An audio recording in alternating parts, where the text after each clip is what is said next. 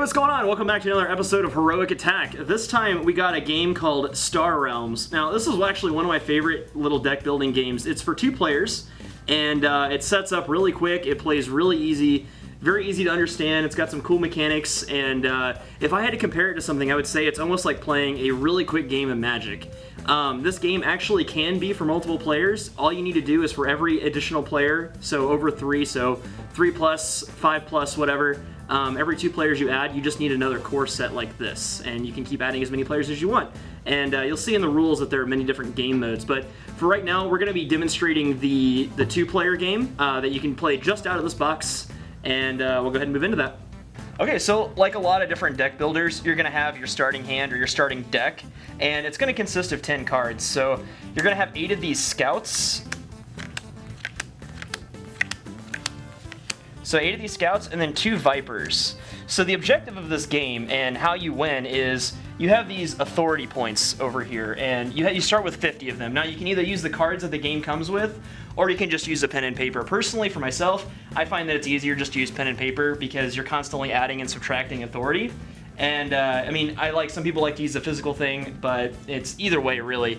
So the objective of the game is to reduce your opponent's authority to 0. The first player to lose all of their authority instantly loses the game.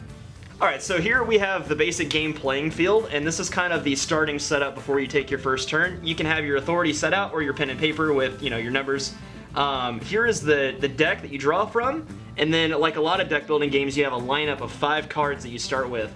Over here to the right is a pile of these explorers, and these are available to any player at any time in the game until they run out. And then just over here off to the side, and you can put this anywhere, is just extra authority cards to kind of add and subtract and do your math there. But for all intents and purposes, this is the basic setup. Oh, and you got your deck right here, and then you can have your discard pile next to it, and then your play field wherever is comfortable for you. So that's basically the general setup of the game, and this is what the field will look like before you take your first turn.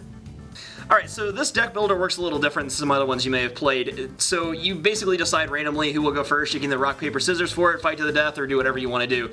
All you have to do is decide who's going to go first. The first player, instead of drawing 5 cards, will draw 3. So you draw 3 cards, and that's your starting hand.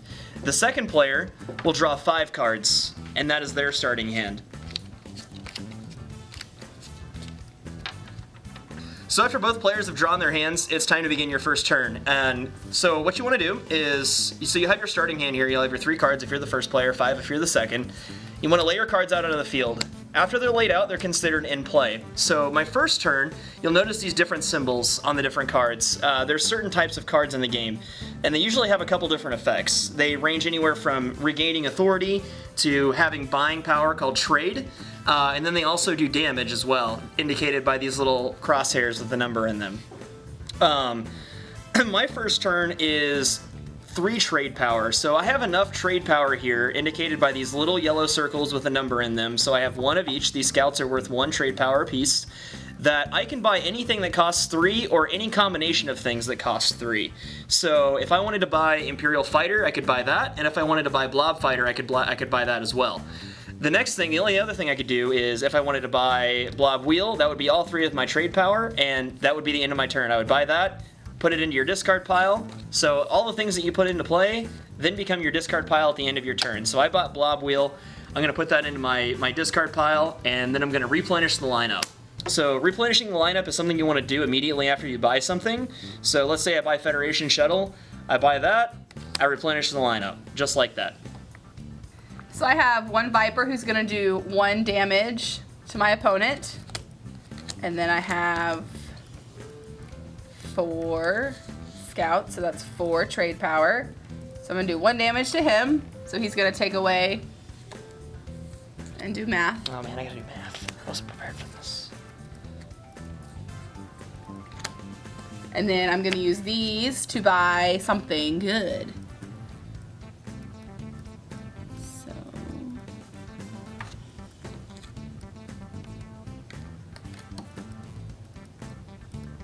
I think I'm gonna take this guy, a trading post.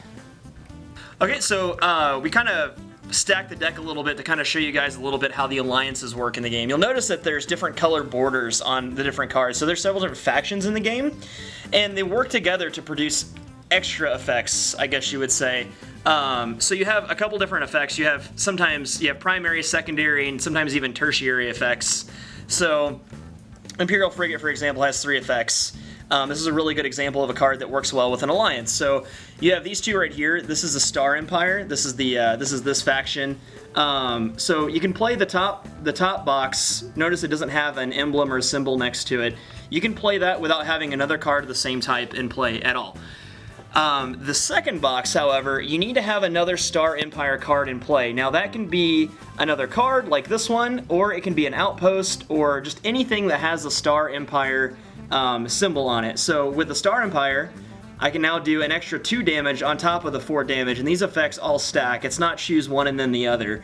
I can do 4 damage, then you discard a card. I can do an extra 2 damage, and then you'll notice this little trash can symbol here. This means that you can trash the card or scrap it, and once you scrap a card, it is removed from play. It doesn't go back into your discard pile. So if I were to scrap this and draw a card, I would remove this from play. Now, as far as I understand, you can play all of these abilities in order, so I can play 4 damage, target opponent discards a card, 2 more damage, and then I can scrap it and say I want to draw a card. So that's pretty much how the alliances work in the game. You'll notice that I have down here I have what's called an outpost. Some of the outposts are actually, they essentially work as blockers for you. Some of them will actually have the word outpost written above them, and that little shield will be in black, and I'm going to see if I can find an example of that really quickly here for you. So essentially, this is how these look. So these are outposts, and these work as blockers, so they can put these out on the field, and these stay out every turn. They don't go away until they're destroyed. This outpost, this base can be targeted, so they're essentially bases and outposts. These can be targeted. Outposts have to take damage first. So before my opponent can attack me, they would have to destroy this to do damage to me. These work very effective as blockers, and they also have the different alliances, so if you play a card that has, the different alliance, those effects will work. And they also have sometimes secondary, tertiary effects as well. Alright, so what we're going to do here is we're going to just play out the game in a couple turns now that we kind of know a little bit of the basics. We're going to show you how the game flows. From the first turn, we're going to do a couple rounds back and forth, and just so you guys can get an idea of how the game actually plays, knowing all those rules. So I'm first player. I've gone ahead and I've drawn my 3 cards, and I have a Scout, and I have 2 Vipers. So the Scout is going to account for trade power. So if there's anything out here for 1, I probably want to buy it. And at this point in the game, I want to start thinking about the alliances I'm going to make, what factions I'm going to go with. Now, I've played the game a couple times, and I kind of know some of the synergies that you can do, and you'll really only know those once you've played through the game a couple times. But for all intents and purposes, I'm usually going to go for a couple quick, cheap things that are pretty good right out of the gate here. So I'm going to go ahead and I'm going to grab this Imperial Fighter, and I'm going to put him in my discard pile, because you can't play things that you buy on the turn that you buy them. They have to go into your discard pile unless you have a card that says otherwise. Then after I resolve my trade, I'm going to resolve my damage. So I have 2 Vipers here.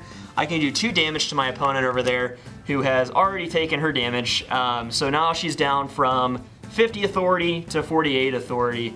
So my turn is ended, and then play moves to the next player. So I have 3 Scouts and 2 Vipers. So I'm going to take 2 damage from you. And let's see what I want to buy.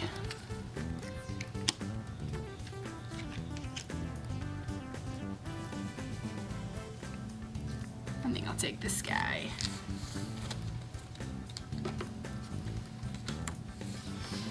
Okay, so it's my turn again, and this time the first player on the second turn will draw 5 cards. So a normal hand, just like the second player did. It's only on the first turn that the first player will draw 3 cards. So every turn after that is a normal hand of 5 cards. So I'm going to go ahead and play my cards here. I got, looks like 5 Scouts. So that's good. I'm pretty much only going to be buying things this turn. So I see a couple things out there that would be 5 or less. So what I'm going to do is I'm going to grab this Imperial Frigate, and I'm going to grab this Federation Shuttle. So now I'm starting to water down my deck a little bit, and once you play, like I said earlier, you'll kind of get an idea for the strategy you want to go for during every game, whether you want to do damage, you want to focus on buying a bunch of things, you want to focus on healing your authority back up. The choice is up to you. That's the fun thing about a deck building game, is it's going to be different every single time. So I'm gonna go ahead and buy these two for a total of 4. I still have 1 authority left, but there's really nothing else I want to spend it on. I'm gonna go ahead and take those.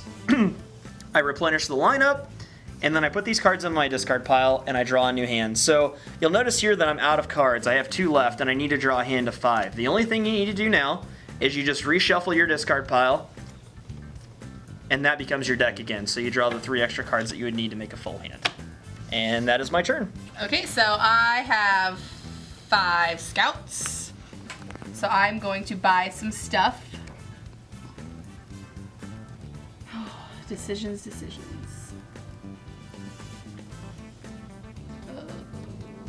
I think I'm just gonna take this guy and one of these guys. And my turn is over. So guys, I hope you enjoyed this edition of Heroic Attack from Heroic Adventures. Just to recap, we did a playthrough of Star Realms here. Keep your eyes peeled for more YouTube content from Heroic Adventures, and thank you very much for watching.